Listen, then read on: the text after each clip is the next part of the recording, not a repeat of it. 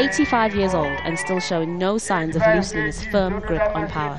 In fact, President Robert Mugabe, in his birthday speech, promised to pursue the very policies critics say got Zimbabwe into the state it's in right now. Again, I want to say, the farmers who owned these farms, which now have been designated and have been offered to new landowners in accordance with our land acquisition law, must respect that law, and they must vacate those farms. They must vacate those farms. They must vacate those farms. How the land issue is handled is one of many points causing friction between the President and Prime Minister Morgan Tsvangirai. Other issues include whether to fire the current Reserve Bank Governor Gideon Gono and releasing opposition supporters currently in police custody. The 85-year-old leader told his supporters that the inclusive government between ZANU-PF and the MDC is just a temporary arrangement until a new constitution is drawn up and fresh elections are held. Not good news for millions of Zimbabweans who want the government of national unity to work, because they see it as the only way out of the desperate situation that they're currently in.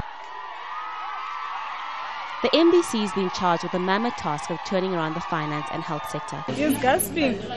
At Harare Hospital, less than half the medical staff is working. Most have left or aren't working because of poor working conditions and pay, so patients fend for themselves. I'm still waiting, and I've got pains all over my body. Please, can someone come and attend to me? Nixon was admitted in September last year. His broken leg still hasn't been seen by a doctor. He eats whatever hospital staff can rustle up, mainly ground maize meal mixed with water for breakfast, lunch and supper. Doctors and other civil servants were paid in foreign currency, just like the Prime Minister promised, $100 a month or 1,000 South African rands. But is it enough? No, it's not enough. I cannot survive on 1,000 rands.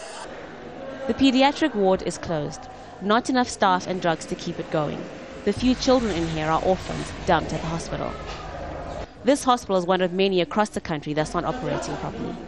The MDC says it would cost a little over $1 million to get this hospital up and running again. Less than what was spent on this fleet of cars used to get politicians to Mugabe's birthday bash. Haru Mutasa, Al Jazeera, Chinhoyi.